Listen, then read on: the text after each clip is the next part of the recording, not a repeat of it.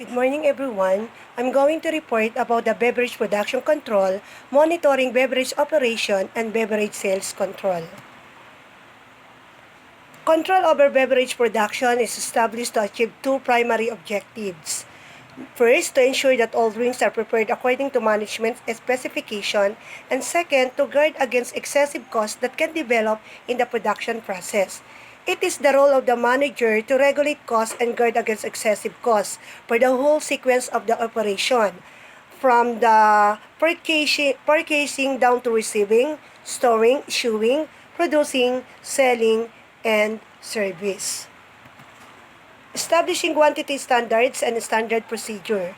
First, standardize the quantities of the most costly ingredients used, the alcoholic beverages.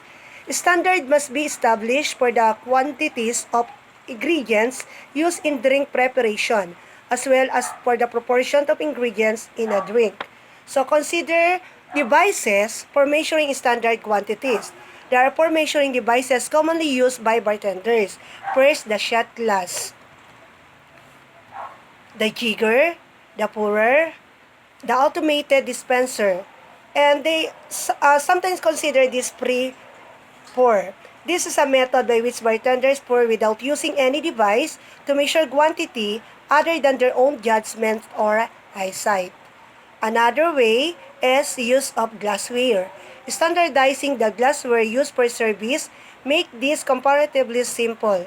It is the manager's responsibility to establish the standard portion size for each type of drink and to provide bartenders with appropriate glassware. Next, standard recipe. Standard recipe must be established so that the bar personnel will know the exact quantity of each ingredient to use in order to produce any given drink.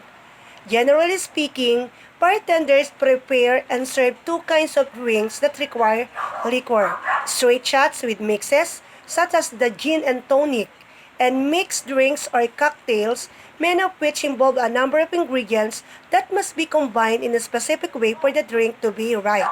For straight shots with mixers, the standard drink is controlled by providing the bartender with appropriate glassware of predetermined size, as well as a jigger or other device for measuring liquor.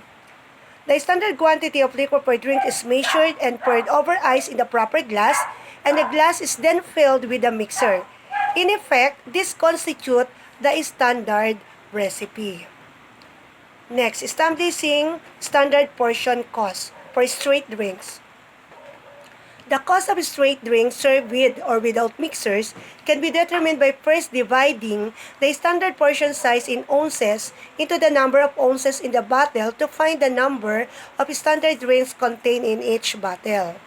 This number is then divided into the cost of the bottle to find the standard cost of the drink. With the introduction of the metric system for beverage packaging, it has become necessary to convert the metric contents of bottles into their ounce equivalents. For example, the standard portion size for the pouring brand of scotch in the Broadway bar is 1.5 ounces.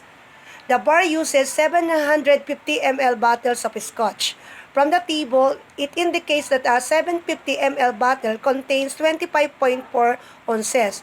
Dividing the 1.5 ounce standard drink into the 25.4 ounces in the 750 ml bottle, one determines that each bottle contains 16.9 drinks rounded to the nearest 10.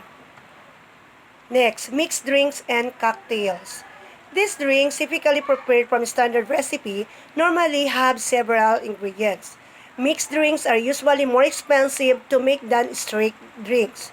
To simplify the task of determining standard cost of cocktails and other mixed drinks, many bar managers obtain supplies of recipe details and cost forms similar to the table below. The first step in determining the standard cost of a drink is to record in the form all the information from the standard recipe for the drink. The next step is to determine the cost of each ingredient, whether alcoholic or non-alcoholic. Next, monitoring beverage operation. There are three general approaches to monitor beverage operations. We have the first one, the cost approach or the cost percent method. The second one is the liquid measure approach. And the third one is the sales value approach. So let us discuss it one by one. First, the cost approach or the cost percent methods. It is based on cost determining the cost of beverages sold and comparing that figure with either actual cost or standard cost. Beverage cost is determined from inventory and purchase figures. A physical inventory of the storage area is taken after the close of business on the last day of the month.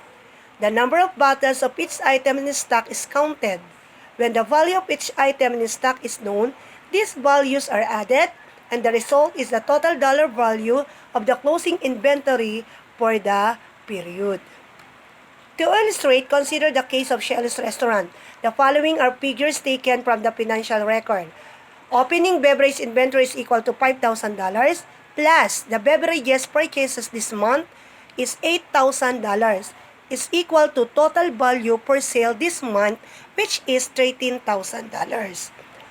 To find the value of beverage issued to the bar, the closing inventory figures for the current month is subtracted from the total available.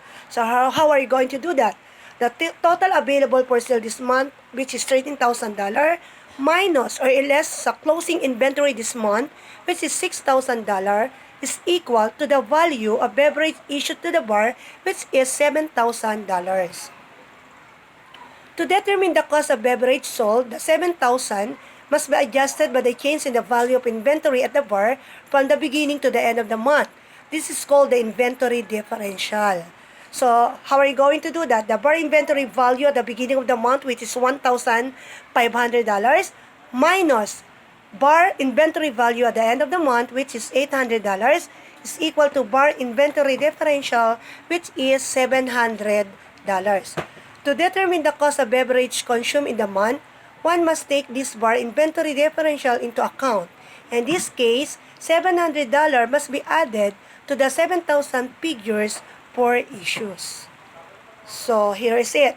The value of beverage issued for the bar is $7,000 plus yung na-compute po natin na inventory differential, which is $700, is equal to the cost of beverages consumed, which is $7,700. After the cost of beverages consumed at the bar has been determined, it is possible to calculate the beverage cost percent or the cost to sales ratio. The financial record of Shell's indicate beverage sales for the month to be $29,389.30. Beverage cost percentage is equal to beverage cost divided by the beverage sales. So, $17,700 divided by $29,389.30 is equal to 262 or to equivalent of 26.2%. Okay. So, the standard cost method, it is better means for evaluating beverage costs and judging the effectiveness of control procedures.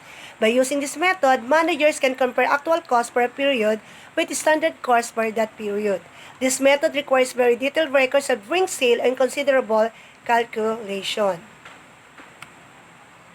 Okay. To determine the standard cost of beverages sold for the operating period, so here is the step to follow. First, multiply the number of sale of each type of drink by the standard cost of that drink to find total standard cost for each type of drink. Second, the total standard cost for all drinks is added to determine total standard cost for the period. Okay, next. The second approach, we have the liquid measure approach. It is the second approach used in monitoring beverage operation, and it is also called the quantity or ounce control method. So, it required taking daily physical inventory of bar stock.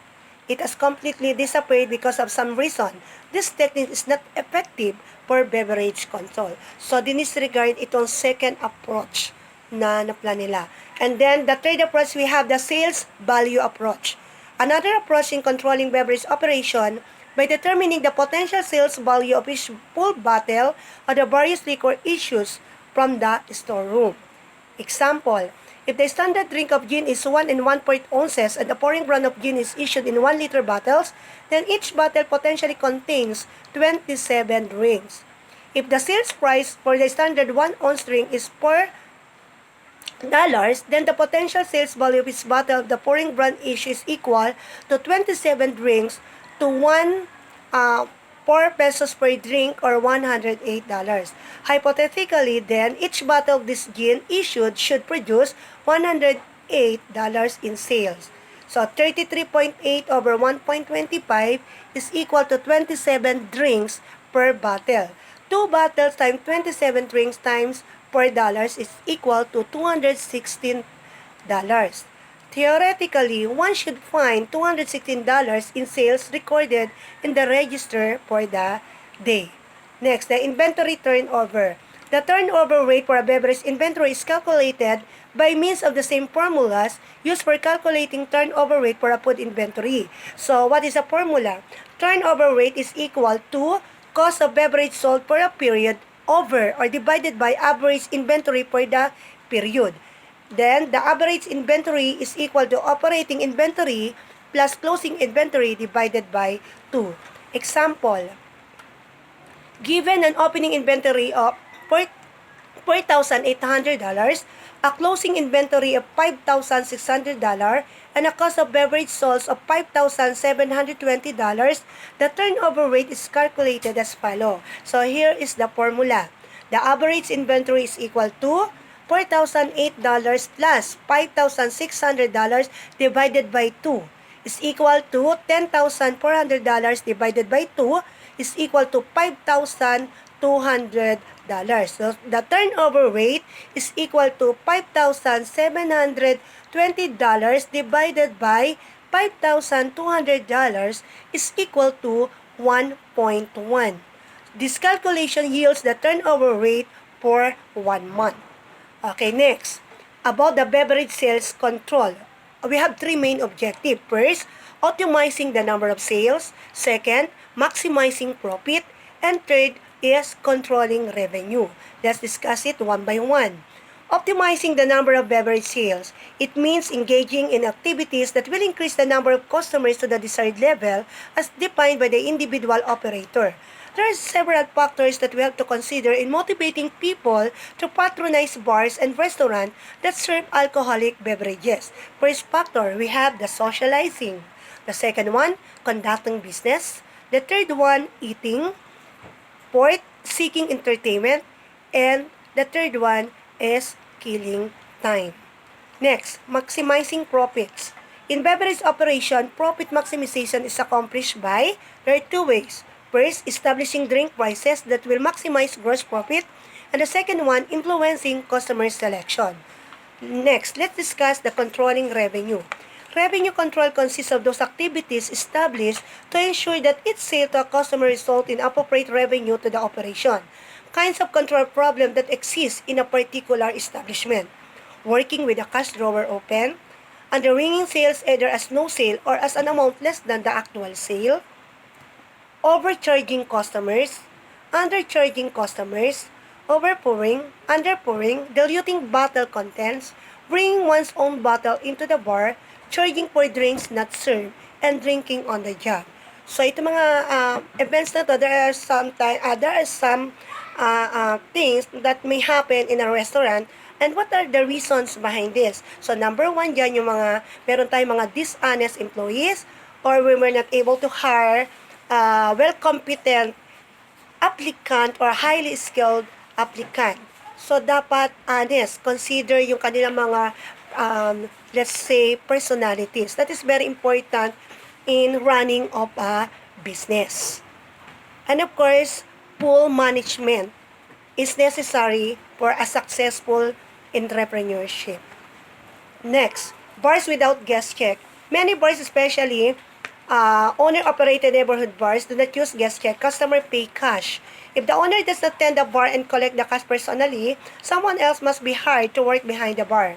Bar using guest checks. Guest checks are used in a variety of ways. There are 2 most of the common. First, we have the pre-check system. Incorporate at least one register that enables bartenders to record sales or drink are served and to accumulate the sales to any one customer on one check. The use of such registers make it feasible to require that a guest check be placed in front of its customer at the bar. The second one is the automated system. An automated bar is both an electronic sales terminal and a computerized dispensing device for beverages. So that ends my report. Thank you for watching and listening.